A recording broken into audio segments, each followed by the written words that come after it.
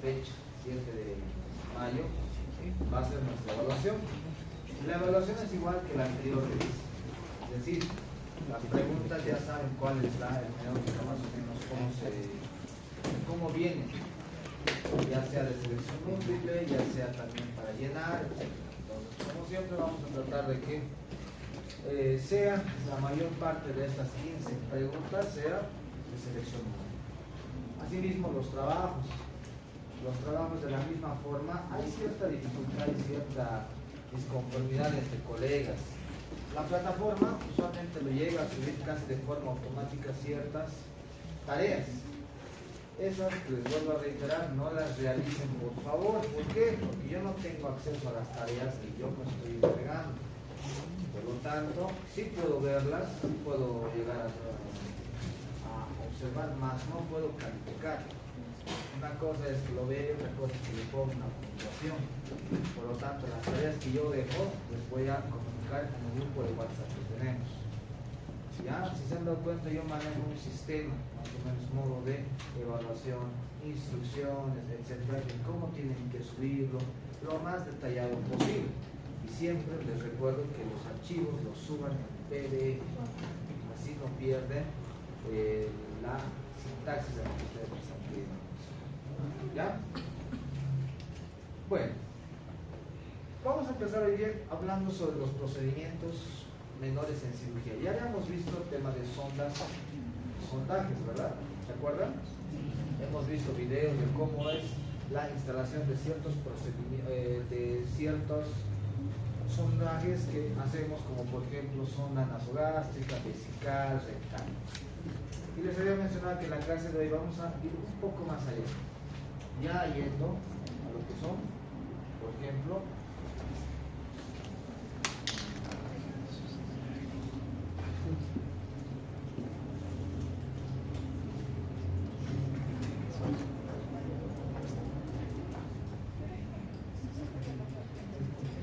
ya entrando a lo que es la materia como tal, cirugía. Entonces entendemos ahí que la definición de los procedimientos menores son intervenciones quirúrgicas limitadas de corta duración y bajo riesgo, que no requiere anestesia general ni tampoco hospitalización. Dentro de la cirugía, chicos, tenemos que tener en cuenta que hay dos grandes grupos y eso siempre hay que llegar a diferenciar. Hay procedimientos de cirugía mayor y hay procedimientos de cirugía menor. Actualmente la OMS no reconoce los procedimientos de cirugía mediana, como tal vez van a encontrar en algunos artículos. Cirugía menor, mediana, mayor, y hay uno que le catalogan como mayor plus. Hoy por hoy la clasificación solamente se basa en dos: cirugía menor y cirugía mayor. ¿Qué quiere decir menor y mayor? ¿En qué se diferencia? Independientemente del procedimiento, a la utilización de anestesia, ya sea anestesia raquídea, que es la regional, o la anestesia general, ya se considera un procedimiento de cirugía mayor. Es decir, la participación de un anestesiólogo ya cataloga como un procedimiento de cirugía mayor. Procedimientos menores, por ejemplo, quienes han entrado conmigo a hacer el lipoma. ¿Se acuerdan? Lipoma en el hombro. Son procedimientos de cirugía menor. ¿Por qué? Porque la anestesia era local, la he administrado yo, y otro, no requerimos de ¿qué? La presencia del anestesiólogo. Entonces cabe recalcar claro cuáles son los procedimientos de cirugía mayor y cuáles son los procedimientos de cirugía menor. En pocas palabras, ustedes cuando ya lleguen, mejor dicho, a conseguir el título de médico cirujano, ustedes ya están capacitados y facultados para realizar procedimientos menores, como por ejemplo biopsias cutáneas, extirpaciones de nervios, quistes, drenajes de abscesos. Y ahí, como estamos indicando, las diferencias con cirugías mayores, más que el tema de complejidad y demás, es también el tema de la participación de la anestesia. Para este procedimiento, ¿qué es lo que tenemos que hacer como siempre? preparar. Ante ello es el correcto uso de qué, de lo que ya vamos a empezar a utilizar en las prácticas. Por eso les recomiendo también que la parte de historia clínica la manejen a detalle. La historia clínica, chicos, es única. Quiere decir que no va a cambiar entre especialidad y especialidad. Lo único que se diferencia tal vez es el tema del enfoque. En la parte quirúrgica nosotros hacemos más énfasis, por ejemplo, en la parte abdominal. Eso no quiere decir que, por ejemplo, no vamos a tomar en cuenta lo que es pulmones, lo que es cabeza, cuello. ¿Se lo toma en cuenta? Sí se lo toma en cuenta, pero haciendo énfasis en la parte abdominal. El consentimiento informado ante todo y, evidentemente, la preparación. Aquí viene la parte de la anestesia. ¿Qué anestésicos utilizamos? Usualmente nosotros, como anestesia local, si vamos a realizar procedimientos menores, utilizamos anestésicos de bajo peso molecular. ¿Qué quiere decir bajo peso molecular?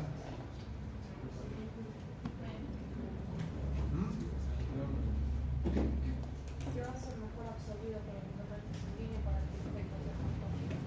Uno, lo que dices, más rápido. El efecto que tienen, más corto. para comenzar, es más corto. Segundo, localizado. En este caso no vamos a utilizar, por ejemplo, el acceso venoso. Vamos a utilizar, por lo general utilizamos el acceso cutáneo, subtérmico. En algunos casos utilizamos incluso muscular para el tema de biopsia. Y la técnica de administración, infiltración directa en el área quirúrgica. En algunos casos, bloqueos nerviosos. En el caso, por ejemplo, de los ahorita vamos a ver un video. ¿Quién no le ha pasado, por ejemplo, que tenga un dolorcito en el primer ortejo?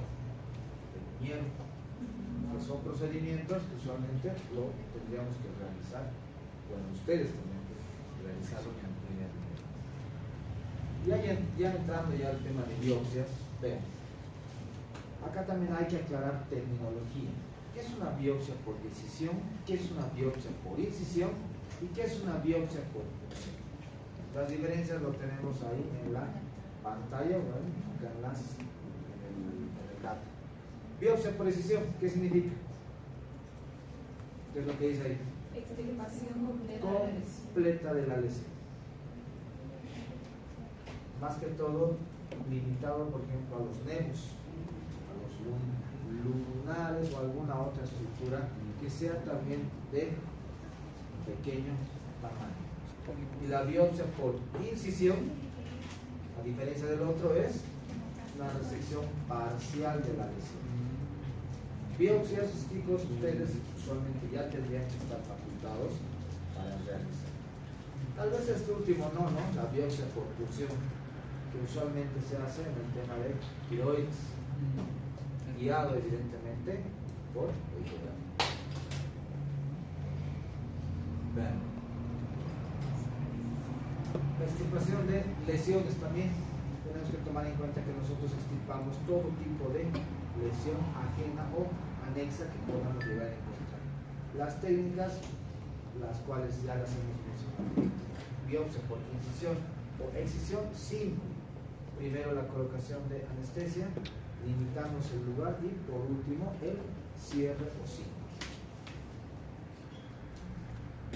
Vean, las uñitas. Vamos a empezar con ejemplos ya. Las uñas encarnadas usualmente es la causa más común de visita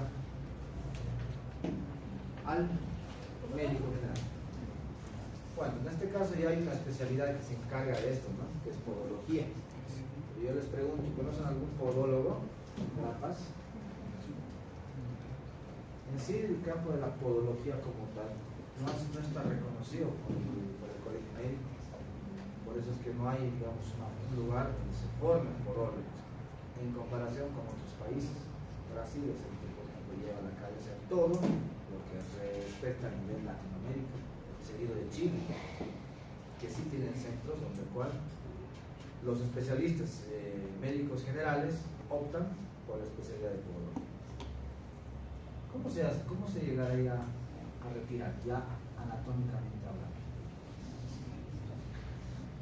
¿Qué pasa si yo tengo así? ¿Cómo hacemos los procedimientos? Porque de eso se trata la clase, de mostrarles a ustedes cómo se realizan procedimientos, que en este caso son simples, que lo único que tienen que hacer es tal vez la utilización de anestesias, pero saber dónde. ¿Qué vamos a hablar sobre bloqueo de nervios? Anatómicamente hablando, ¿qué nervios, pocas palabras, digamos, inervan al primer ortejo del dedo?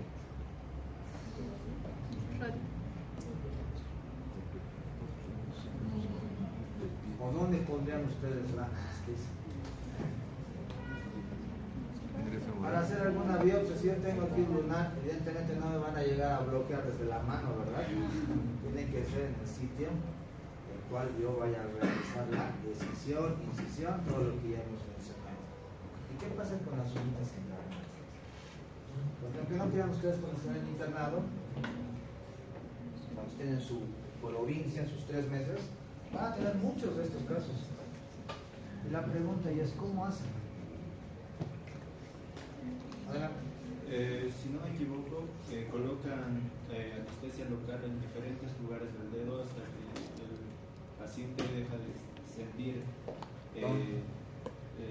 el dedo completo, y después de eso recién empiezan los procedimientos complejos. Ya, aparte, ¿pero dónde? Como siempre les digo, es mejor siempre ver. Pide. Esta zona y poder retirar la uña sin dolor. Vamos a ver la anatomía de aquí, del pie, para poder entender un poquito mejor el proceso, ¿vale? Todo esto sería un esquema así un poco sencillo de los nervios que inervan el pie, y el que nos interesa ahora mismo es el primer dedo, también llamado dedo del ámbito sanitario, lo conocemos como primer dedo. Este sería primero, segundo, tercero, cuarto y quinto. Pues el primer dedo está inervado básicamente por la lateral.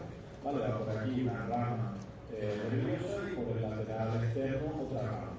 Entonces lo que queremos es poner la anestesia lo más cerca posible de estas dos ramas nerviosas para anestesiar todo el dedo completo. Bueno, pues una vez visto esta pequeña parte de la anatomía, vamos a poner esto ahí en pantalla completa. ¿Dónde colocan? Vamos a ver la momento para explicar el troncular, quiere decir a nivel de la raíz de ambas ramas, tanto lateral interna como lateral externa del por aquí el nervio lateral interno y otro por aquí el nervio lateral externo.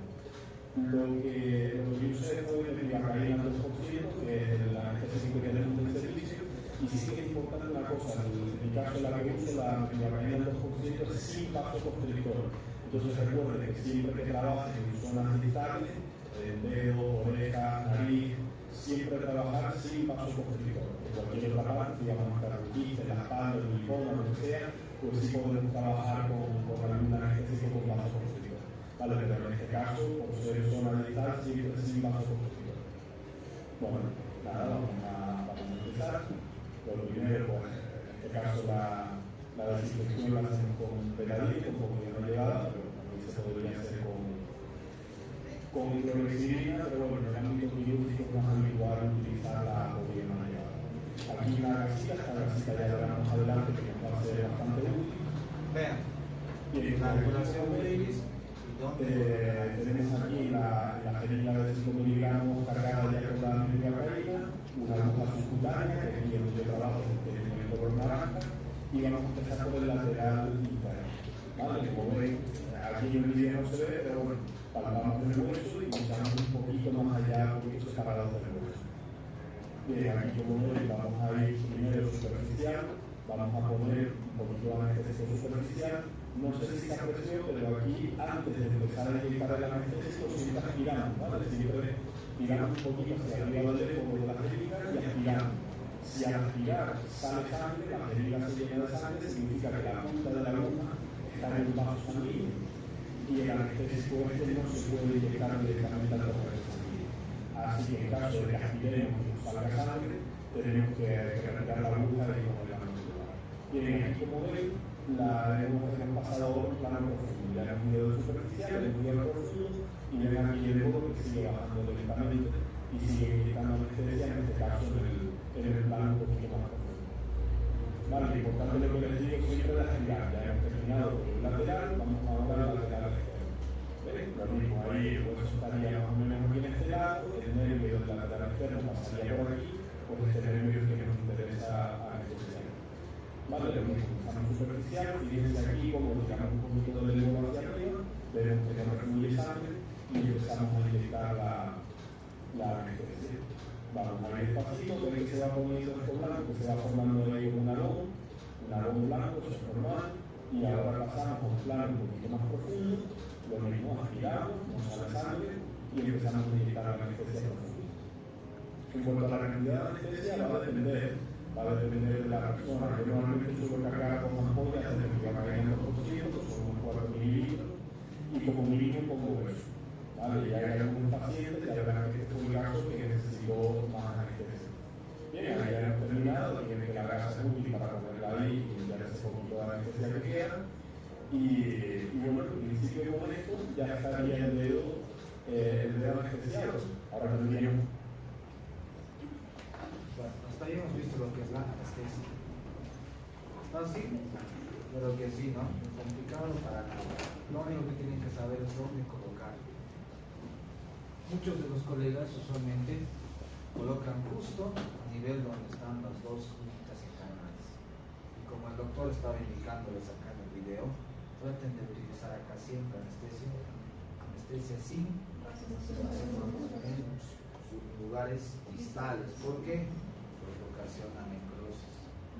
A nivel de las puntas de los dedos, puntas de los pies, la punta de la nariz usualmente, existe lo que es el intercambio de sangre venosa o sangre arterial. Por lo tanto, si en esos lugares nosotros utilizamos vasoconstrictores, lo que ocasionamos es una isquemia. Ya hemos visto la anestesia. Ahora vean, ¿cómo se hace la extracción? Es un poquito más corto. Acá ya está anestesiado, le coloca esa ligadura a nivel de la raíz. Lógicamente esto ya es lo que estábamos hablando, ¿no? De la especialidad misma en podología. Acá ya tienen diversos materiales los cuales facilitan la extracción. Con ese bisturí, prácticamente es un bisturí, en pocas palabras, lo que hace es remarcar la parte saliente. Este procedimiento se conoce como una oncectomía parcial, más no total. ¿Por qué? Porque solamente está sacando, en pocas palabras, el cuernito, lo que le está quejando, lo que le está molestando. Y ustedes dirán, ¿qué hacemos después? ¿Le va a volver a crecer? Sí, evidentemente, porque no se ha quemado del todo el lecho de algo. Por lo tanto, acá lo que utilizamos nosotros es el fenol. O, si no tuviesen fenol, utilizan cualquier otra solución que contenga alcohol para evitar el crecimiento. Y lógicamente acá las recomendaciones para los pacientes son la utilización de calzados más amplios, tal vez no siempre la utilización de calzado o de tenis, ¿no? Porque eso ocasiona por lo general humedad. El corte de las uñas es sumamente importante. El corte por lo general es recto, no es como muchas veces nos han enseñado, que eso nos condiciona que tengamos ese tipo de bacterias. Y ahí ese blanco que la colocamos, el fenol, su cremita antibiótica correspondiente y procedimiento sencillo que lo pueden llegar a realizar ustedes de forma satisfactoria. Entonces, en esta clase lo que quiero mostrarles es procedimientos tan simples como esto a lo que vamos a ver ahora. ¿Recuerdan que hemos visto en la anterior clase catéteres? Vamos a tocar el tema de catéteres. Vamos a tocar también el tema de ¿qué? De heridas. ¿Cómo se manejan las heridas?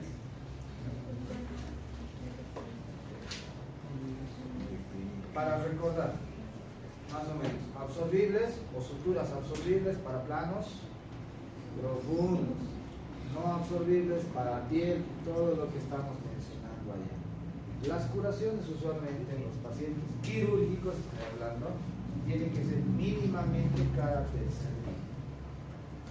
Por el riesgo de que, así sea un procedimiento sencillo, corre el riesgo de infección siempre y cuando no hayamos tomado las medidas antisépticas necesarias. Como por ejemplo, vean,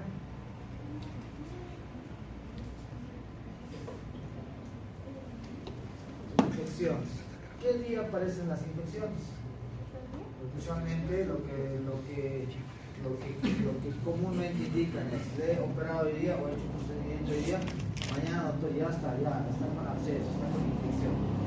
Los abscesos, chicos, tienen un tiempo de incubación. Toda patología infecciosa tiene un tiempo de incubación. Por lo tanto, este tipo de publicaciones aparecen entre el tercer al quinto día, en el cual, nuevamente les reitero, por ejemplo, si ustedes ven en la imagen de arriba, muchas veces empiezan, ¿por qué? Por una mala técnica de sutura. Por eso hago énfasis siempre que todo hagan por adentro, que sigan los planos que corresponden, cosa de que nuestros híbridos no se vayan a soltar. Al soltarse, evidentemente ocasionamos que se entren en contacto con lo que es el medio externo y ocasionamos este tipo de problemas. Más aún, la imagen que está abajo. Lo que está abajo ya es una hernia incisional. Quiere decir, es una mala técnica, ocasiona que los planos profundos se lleguen a abrir.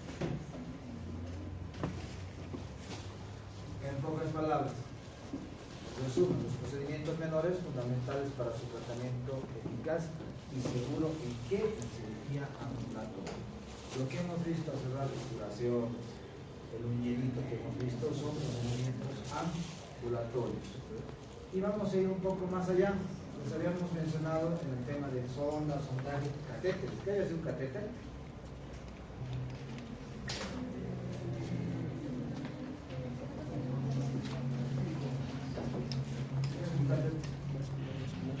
Es un instrumento que ingresa al vaso sanguíneo. Muy bien, al torrente sanguíneo. Dos procedimientos vamos a ver ahora, en video y en teoría. ¿Alguien me ha leído qué es la técnica de servidor? ¿Les he indicado? ¿Les he dicho? ¿Se acuerdan? Como que no me acuerdo. Entonces van a ver esto. ¿Cuántos triángulos tenemos en el cuello? Anatómicamente hablando.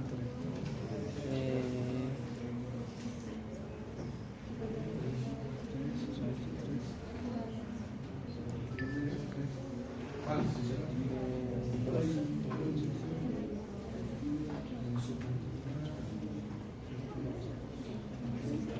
Anterior y posterior. ¿Ya? ¿Cuántos? Nuevamente la recomendación para todos los chicos. Esto es la materia en sí, es uno de sus pilares fundamentales, es el conocimiento de la anatomía. Se pasan anatomías. Los procedimientos que hacemos, van a ver ustedes, si bien parecen complicados y complejos, no lo es. Solamente es el conocimiento de ciertas estructuras y lugares de acceso. Todo el cuerpo humano tiene lugares de acceso, más aún lo que es la parte venosa, la colocación de catéteres. ¿Dónde radica la dificultad? En el no conocimiento de la anatomía normal. Si yo sé que ahí no hay nada, con confianza puedo explorar. Pero si yo estoy de miedo viendo cuántos triángulos tengo, 7, 8, hay 15 triángulos en el cuello, formados por el homoioideo, el digástrico y demás. 3 de ellos tenemos acceso para colocar vasos sanguíneos. Y uno de ellos es este procedimiento. Les he mencionado cuál es la diferencia entre venodisección y venodenudación o venopunción. La venodenudación, dentro de toda la teoría que está ahí, no es más que la exposición del vaso sanguíneo. ¿Qué quiere decir eso? Mediante procedimientos, mediante maniobras, cortes y demás, nosotros vamos a prácticamente sacar el vaso para poder introducir el catéter. A diferencia de la venopunción, en la venopunción, como su nombre indica, es la colocación directa del catéter, sin la exposición del vaso sanguíneo. Para eso nosotros tenemos que nuevamente recurrir a lo que es la anatomía. ¿Dónde colocamos los vasos para venodenudación? Por lo general, tenemos todo lo que es el sistema venoso del miembro superior, ya sea izquierdo o derecho. La famosa M venosa, las venas cefálica, la vena basílica, la mediana cefálica, mediana basílica, y por qué no el radial y cubital en muchos de los casos. ¿Cómo lo hacemos? O mejor dicho, ¿cuáles son las indicaciones y contraindicaciones? Primero y principal, para que nosotros queramos hacer una venodenudación o venodisección, tiene que haber ciertos parámetros, no a todos se les pide. Uno de ellos es la falta de accesos. En pacientitos que están en mucho tiempo, pacientes con hipoproteinemia, deshidratados, usualmente los vasos sanguíneos están ocultos. Por lo tanto, las licenciadas muy pocas veces pueden hacer una canalización periférica. Por lo tanto, ya requiere la primera indicación un acceso central. ¿Por qué central? Porque va a llegar directamente a los grandes vasos, como por ejemplo la vena cava. Pacientes pediátricos, también está indicado en ellos venodisección, precisamente por el calibre que tienen los vasos periféricos. ¿Qué más? Requerimientos de quimioterapia y terapias prolongadas. Pacientes que van a estar durante largo tiempo hospitalizados. ¿Qué contraindicaciones? Es decir, en qué pacientes no se tiene que hacer este tipo de procedimientos. Pacientes, como dice ahí, con antecedentes de trombosis venosa. ¿Qué más? Infecciones locales, quemaduras ya sea de tipo térmica, química, etc. Coagulopatías. Hay pacientes que tienen coagulopatías, motivo por el cual son candidatos muchas veces a la utilización de marcapaso y o anticoagulantes de por vida. ¿Verdad? ¿Cómo lo hacemos? Teóricamente, ya, la preparación del paciente lo vamos a dejar de un lado porque se sobreentiende que tenemos que tener una autorización primero del paciente. Segundo, la incisión. ¿Dónde incidimos? ¿Qué nivel? Para eso, chicos, es el conocimiento de anatomía. ¿Cuál es la vena mayor o más utilizada? Venodenodación. El más fácil acceso se va a evitar. Ya acá, ya, igual.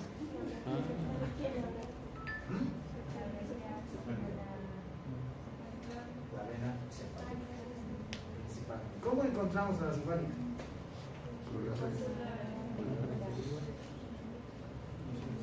Las referencias anatómicas. ¿Cómo? Ojo, que esto vamos a colocarlo en venas. Por lo tanto, las venas, ustedes saben que no laten. Una de las dificultades es esa. Por lo tanto, tenemos que nosotros conocer la anatomía a la perfección. Usualmente, ¿en dónde encontramos? Nos basamos en el cóndilo externo. El cóndilo externo, 2 traveses de dedo a la línea media y 2 traveses de dedo cefálico. Ese es el sitio ideal para la ubicación, pero no solamente de la vena. Acá en las manos, o en los brazos, perdón, tenemos el famoso NBA, nervio, vena, arteria. ¿Y cómo diferenciamos? Porque muchas veces hubo accidentes en los cuales le colocan a la arteria, agarran, le cortan y como pila. Y si en algunos casos están hipotensos y le ponen directamente a la arteria, el paciente en shock.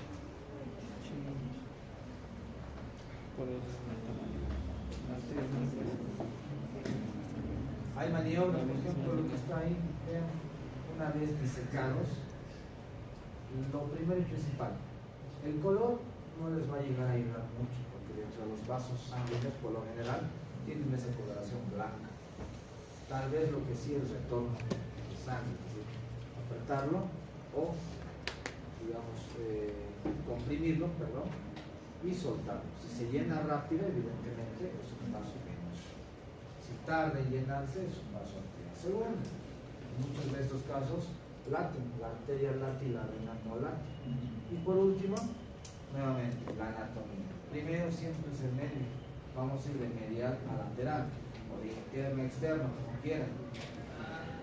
Nervio, vena, arteria. Eso sería otro. Y usualmente el aparato o el instrumento o el catéter es este, el cava fix, a diferencia de la venopunción que es el digo que es el certofix.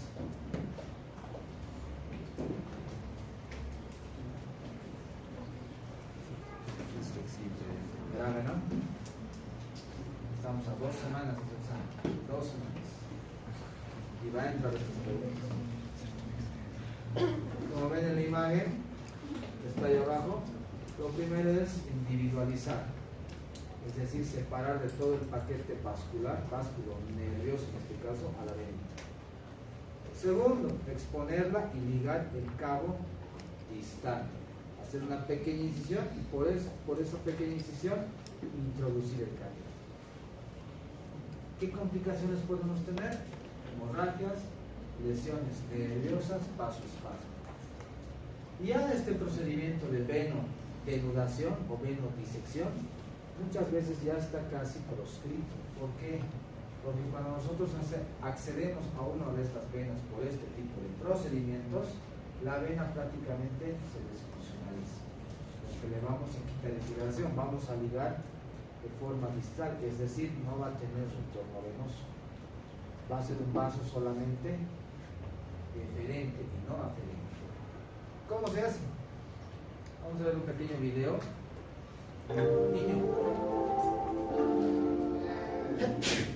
En este caso le van a colocar, vean dónde, la vena yugular interna.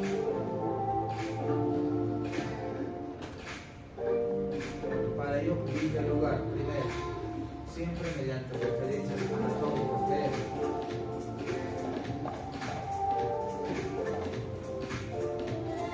El músculo esternocleidomastoideo, que es el lugar cruce de ambos, ocasiona el sitio de incisión.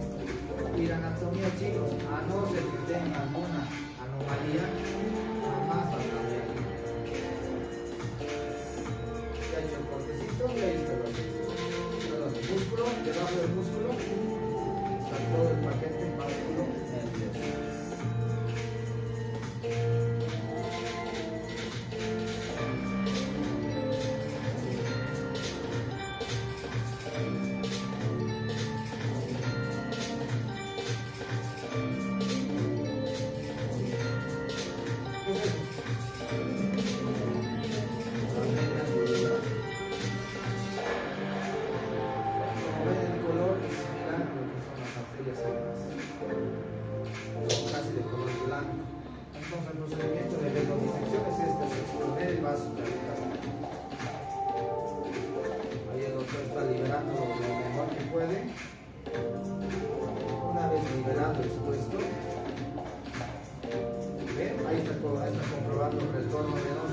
Retorna rápido, por lo tanto, sí, seguro que es bien.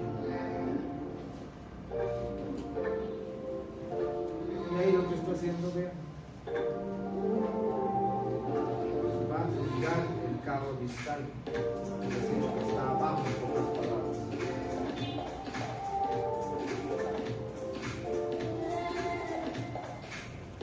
Este pequeño corte es para que el catéter pueda llegar a tener o sacar el catéter, que no puede sacarlo por contrabertura, es decir, por la misma herida. Tiene que buscar la parte alejada, ¿ven? Ahí está. Ya individualizado el procedimiento a la vez lo que va a hacer es hacerle un pequeño corte a nivel de la parte anterior.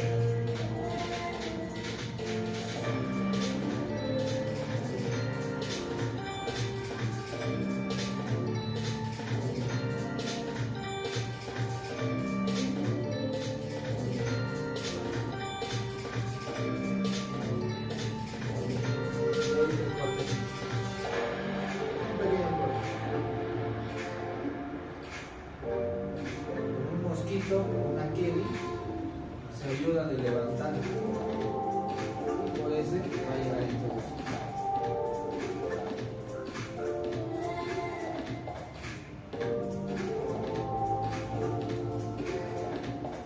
Una vez que hace el doctor es asegurar o fijar, primero va a comprobar permeabilidad.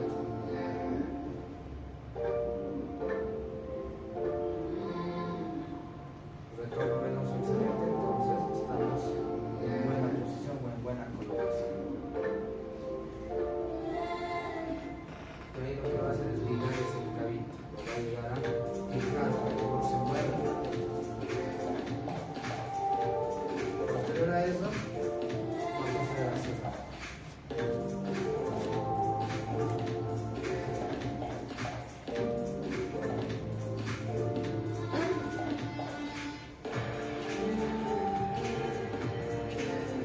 Ya está, fijan el catéter, cierran la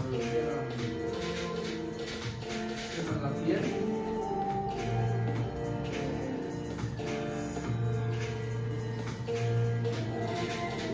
Y básicamente necesito los procedimientos de veno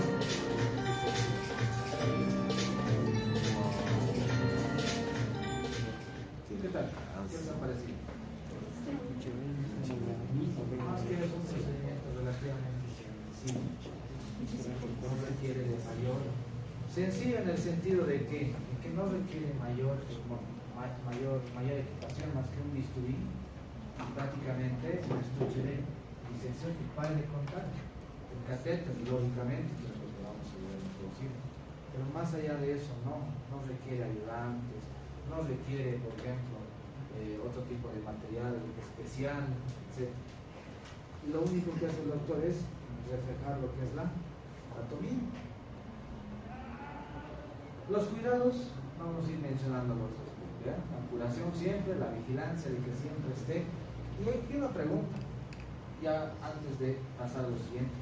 ¿Cuánto tiempo se quedarán los catéteres? Habíamos dicho que las sondas muchas veces tienen un tiempo prudente de estancia en el cuerpo. ¿Qué pasa con el catéter? ¿Cómo lo sacamos? En las ondas habíamos mencionado que, por ejemplo, tienen un baloncito por el cual nosotros vamos a fijar. ¿Qué pasa con los catéteres?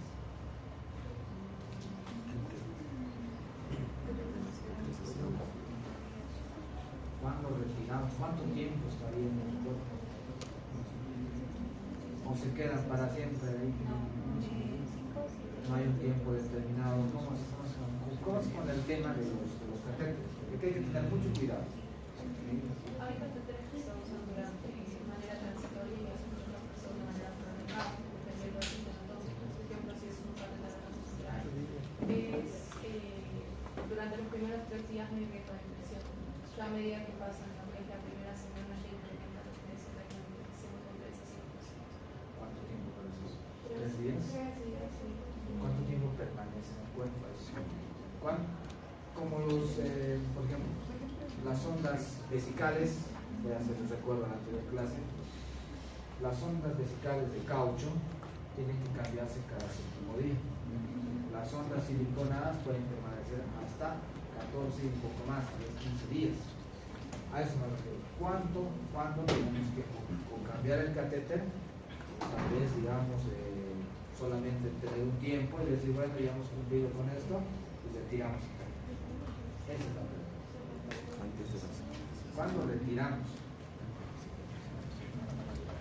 Porque hay que ver las dos partes, ¿no? Instalar, muy bien, pero ¿cuándo retiramos?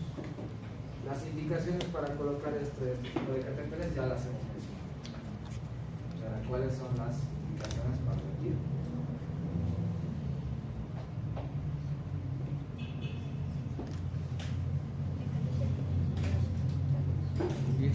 Los catéteres venosos, ya sean periféricos como el Cavafix, ya sean centrales como el Certofix, tienen que ser cambiados cada 21 días. ¿Con qué? Con su correspondiente cultivo de punta de catéter. Recuerden que están en el torrente sanguíneo. Nuevamente, por lógica, la sangre es caldo de cultivo de germen. Por lo tanto, 21 días máximo tiene que estar instalado el catéter.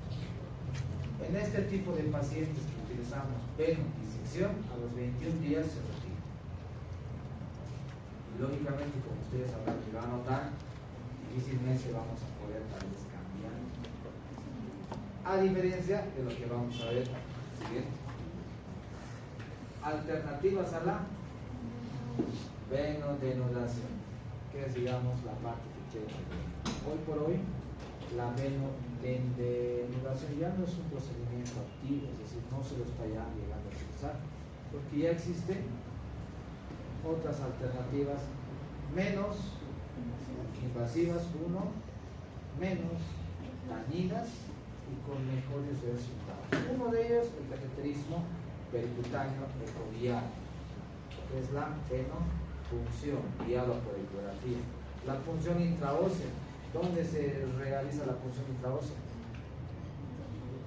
¿En quiénes? Usualmente en los niños, a nivel de la tibia, 2 traveses de dedo debajo de la rótula, el sitio ideal para la punción intraósea y poder hidratar a los pacientes.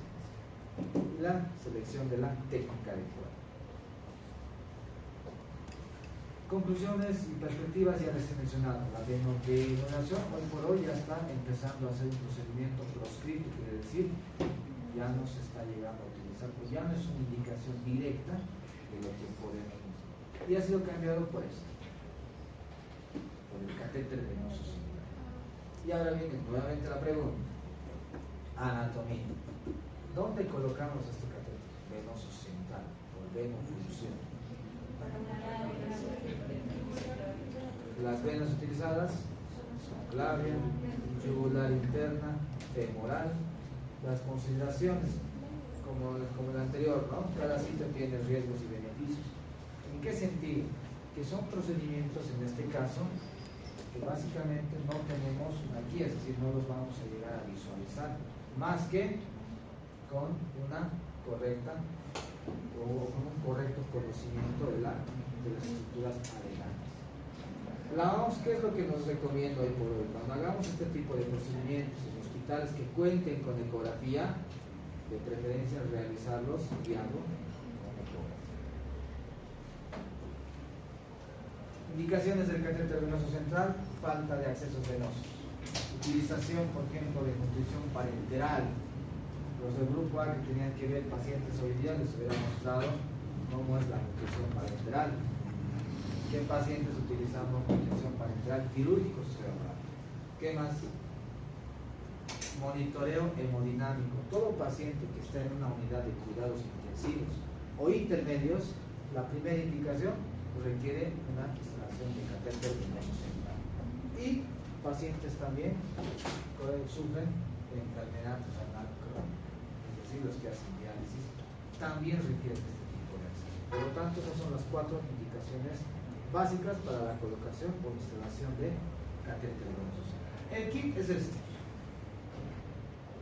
Prácticamente todos los estuches vienen con este material: el catéter, el dilatador, su aguja, el bisturí, lógicamente el catéter propiamente dicho y los dispositivos de apego. ¿Cómo se colocan? Les pregunto, ¿cuál es el triángulo de servidor? Que es, digamos, el acceso más común utilizado para acceder a la vena yugular. Vena yugular. Vamos a ver en un pacientito, vean. Ustedes tienen más fácil, venodisección o venopunción. Los más principales. Tienen un ácido termal y un ácido celular. Y hagamos un triángulo. Luego que esté el triángulo, vamos a dar en el vértice superior en dirección hacia la piel. O sea, buscamos nuestro triángulo, está aquí. Entramos en esta zona del triángulo que se llama la lumina. Otro es un paciente vivo. Y ahí está.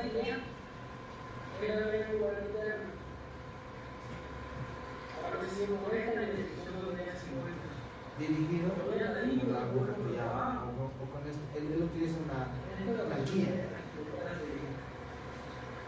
La introducción y ya está en el brazo.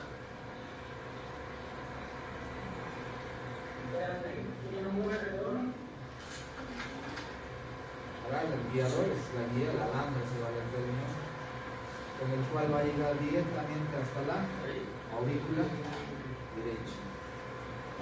En algunos hospitales incluso esto se hace con electrocardiograma.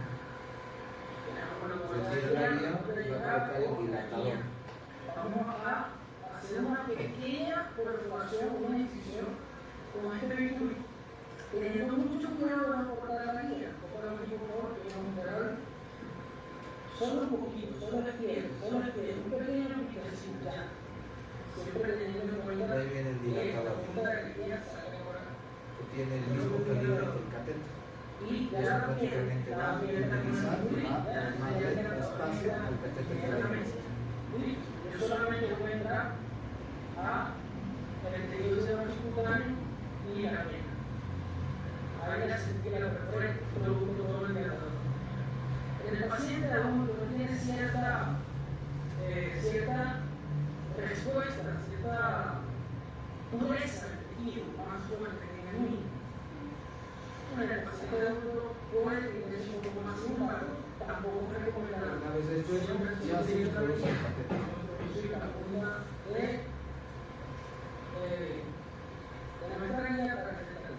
Mientras el catéter ingresa, la guía tiene que salir.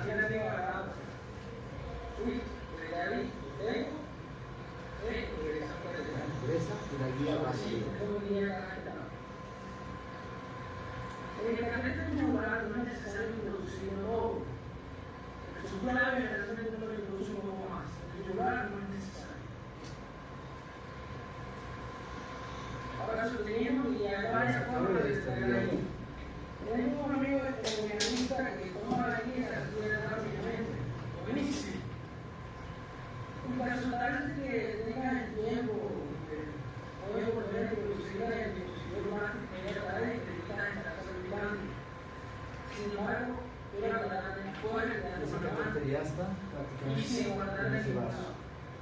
Quiere decir que la llegada de cualquier medicamento, tal vez para la utilización de vasoactivos en este paciente, es directamente central. Es decir, ya se va a poder realizar muchas cosas. Una de ellas es la toma de la presión venosa central total. Se hace mediante este dispositivo, que es muy comúnmente utilizado en terapia intensiva. Va a permeabilizar y por último lo va a fijar. Y vamos a probar los números también. Quiero aprovechar el video de hoy. Y felicitar a todos mis doctorados. Bueno, ahora vamos a fijar los papeles, vamos a utilizar esta varita. Cada instrumento que tiene kit es La utilizado. mariposita tiene dos maripositas. Una Eso sirve mariposita para fijar la son de plástico, pero esta es flexible. Esta mariposita no es flexible, esta es dura. Esta fija mi catéter y esta agarra esta mariposita. O sea, vamos a iniciar con esto. Lo colocamos cerquita a la piel para que no permita que ni se salga ni que tampoco entre. Listo, ahí está la primera. Y la segunda mariposita la voy a enviar. Y me lo vuelvo a hacer. En este sí puedo hacer etiqueta totalmente. Y después, con el hilo, de preferencia un hilo no servible, va a fijar a la piel. ¿Por qué? Porque estos catéteres, los vuelvo a reiterar, van a estar nomás por un tiempo prolongado, máximo 21 días. En 21 días tiene el mismo kit de material con el cual se tiene que recanalizar y hacer el cambio correspondiente. En caso de pacientes que están 2, 3 meses de uso, alternados.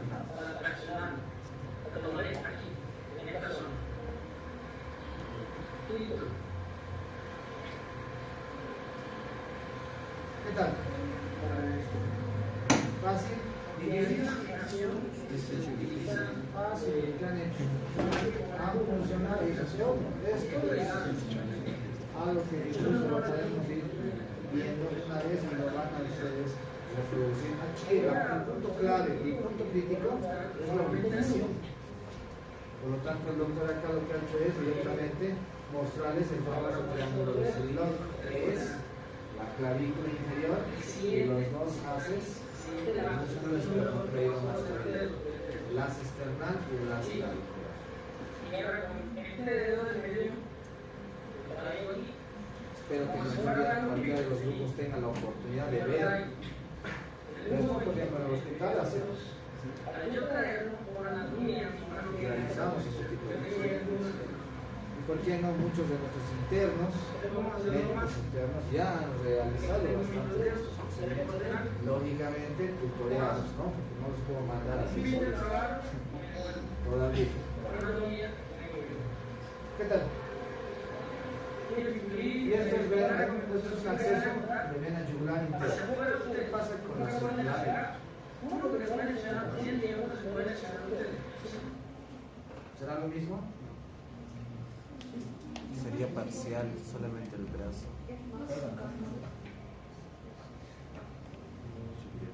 ¿Cómo colocamos? A ver. ¿Cómo es el acceso en una vena, o mejor dicho, en la circular? Ya estamos acabando ya para que vayan a descansar.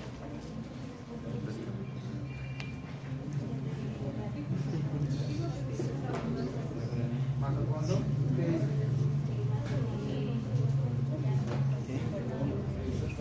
Vemos un video, que es más fácil. Antes de que él les esté explicando y mareando. Acá es eco guiado, escuchen. Mediante una aproximación transversal, se utiliza un transductor de matrilinea con un tipo de examen venoso. El paciente se coloca en posición supina sin inclinar la cabeza. El ordenador se coloca a la derecha del paciente. El transductor se coloca transversalmente justo debajo del ventrículo de la clavícula, con el marcador de orientación hacia la cabeza del paciente. Entonces vamos a ver el siguiente video sin la clavícula.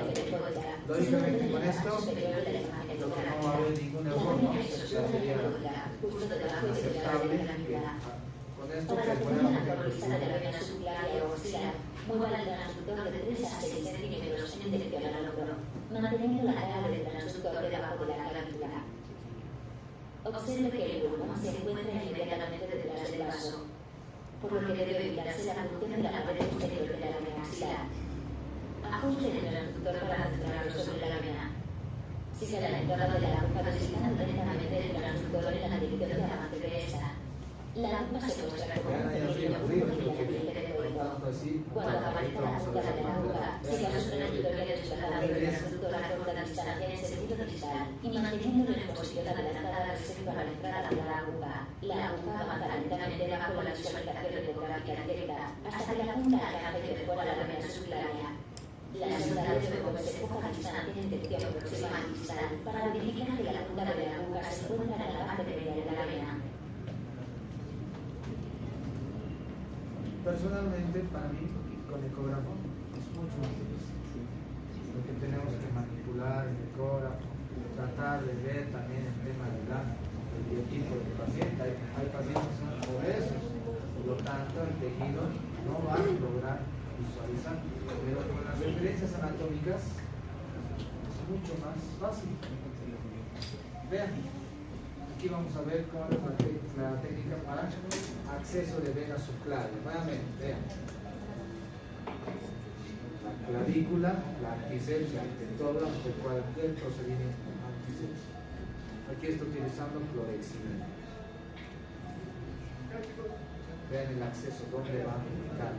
Usualmente indican el tercio externo de la clavícula, es decir, a la clavícula la dividen en 3 partes y el tercio externo.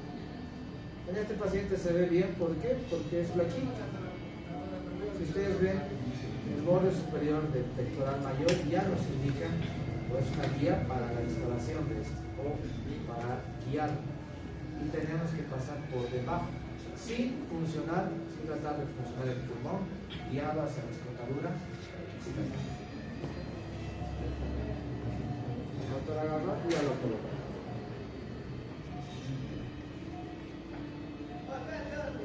Y el procedimiento es igual que en una instalación de venas yugulares. Básicamente es la misma. ¿Qué varía? El acceso es lo único.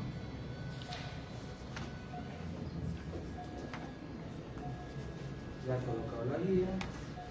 Algunos utilizan el bisturí. Personalmente, cuando yo instalo el catéter de vaso central, no utilizo el bisturí. Directamente yo voy con el dilatador, porque de esa forma no hago uno sangrar y muchas veces los vasos están superficiales, por lo tanto yo al meter el bisturí puedo lacerar. Entonces, esa guía yo directamente la paso, no hago el corte.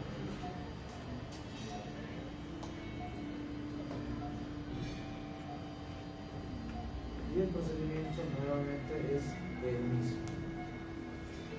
La venopunción hoy por hoy es el procedimiento ideal. Y esto antes estaba destinado o exclusivamente solo colocaban cirujanos o terapistas. Hoy por hoy los médicos generales dentro de las funciones tienen que tener conocimiento y por qué no colocar catéter venoso central. El médico que me acompaña a mí los martes, que está en emergencias, el doctor Cuenca, ha tardado bastante tiempo, pero ya coloca su catéter venoso central. ¿Por qué? Porque esto nuevamente requiere entrenamiento. Una cosa es el conocimiento, otra cosa es saber colocar, saber qué hacer en caso de que, digamos, no logre encontrar qué hago. Pues si yo voy a estar intente, puedo ocasionar ¿qué? Complicaciones que las vamos a mencionar en la siguiente diapositiva. ¿Qué complicaciones hay de los catéteres? Más que las infecciones, algo más grave. ¿Okay? Vamos a ver las complicaciones directas.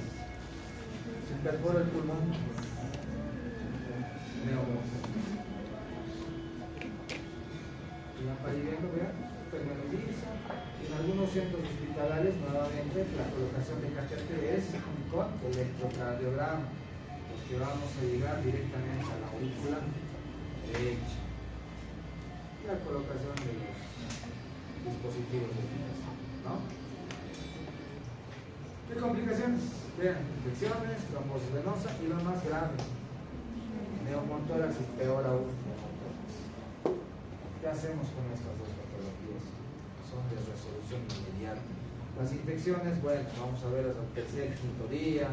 La trombosis venosa vamos a verlas de unos 7 a 14 días, pero los más importantes son los últimos dos. Complicaciones, cuidado, estoy preguntando en el examen, ¿qué complicaciones son las frecuentes?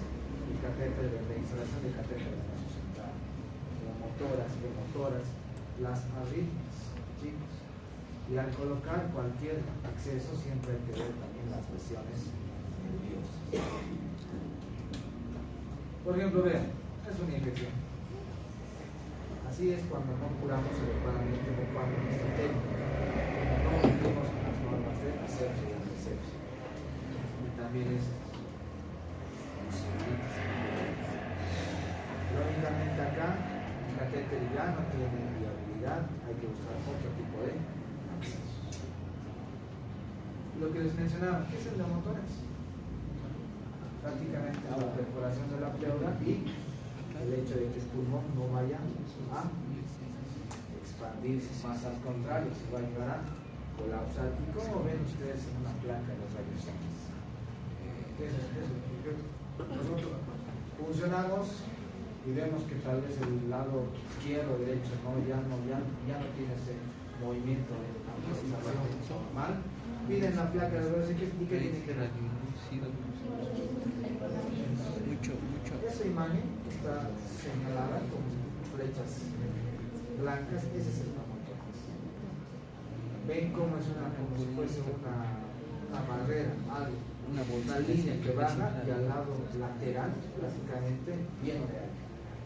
En comparativa con el pulmón izquierdo, que prácticamente el pulmón está expandido al 100% en el otro. Entonces, esas son las complicaciones más frecuentes de los catéteres venosos. Siempre un cuidado. Un catéter tiene que manejarse así. Los cuidados tienen que estar todo el tiempo permeables. Todo el rato las licenciadas, el personal médico tienen que corroborar el mirar. ¿Ok? Y aquí viene. ¿Cuándo retiramos? ¿Qué dice ahí?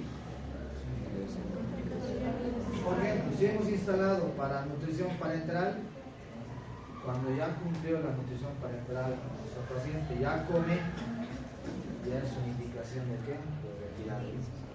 Después, procedimientos, por ejemplo, si vamos a suministrarle grandes volúmenes de líquidos y demás, también, en caso de los pacientes que hacen diálisis, ¿qué pasa con ellos? Recuerden que la diálisis es prohibida. Entonces, aparte de los catéteres, para evitar que se les infecte, ya existe también otro tipo de alternativas. Uno de ellos es la confección de fístulas arteriovenosas, pero que requieren de la instalación del catéter. Directamente las manos. Ya no necesitan buscar. Despierten.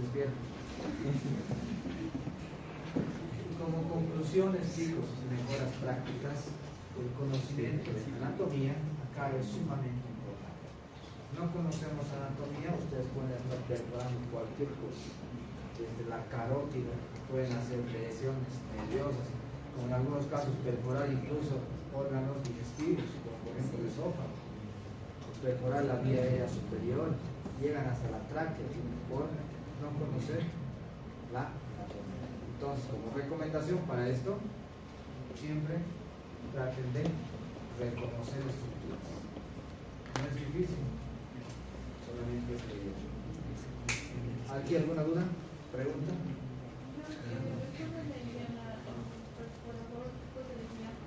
Es para el vaso, para la vena, para perforar la vena. Claro. Se tuneliza. La guía lo que hace es, cuando está el alambre guiador está dentro del vaso. Lo que hacemos es, esto ingresado por succión. Quiere decir que hay que determinar qué diámetro tiene la aguja. El doctor, si ustedes han visto en el primer video, primero lo hace con una jeringa normal y con eso se guía, tratando de no dañar otra estructura. Con el más grande ya, con ese tuneliza, y con el dilatador hace que tenga el mismo diámetro del catéter. Por lo tanto, cuando colocamos nosotros el dilatador, colocamos 1, 2, 3 veces, retiramos, lo que estamos haciendo es formar un camino para que pueda ingresar con mayor facilidad el catéter y no estemos peleando ahí y demás. Para eso sirve el dilatador. El corte, nuevamente, en mi caso, por ejemplo, yo me iba a formar en la escuela en la que no utilizamos bisturí. Y el bisturí, como ven, es parte del kit. Está descrito. Pueden utilizarlo, sí. Personalmente no lo uso por el riesgo de tal vez hacer una lesión. ¿Alguna otra duda? Espero, chicos, que en la práctica podamos ver un catéter. Quisiera mostrarles cómo se coloca, porque no es nada complicado, no es nada difícil. Solamente es identificar, buscar estos dos y lógicamente con sumo cuidado ir introduciendo y buscar el acceso de mensual. Bien, nos vamos a ver entonces en la siguiente clase. Les voy a indicar tal vez mañana, chicos, voy a ver si podemos hacerlo. Mañana tengo una actividad en la noche de las sociedades. Voy a ver si la vamos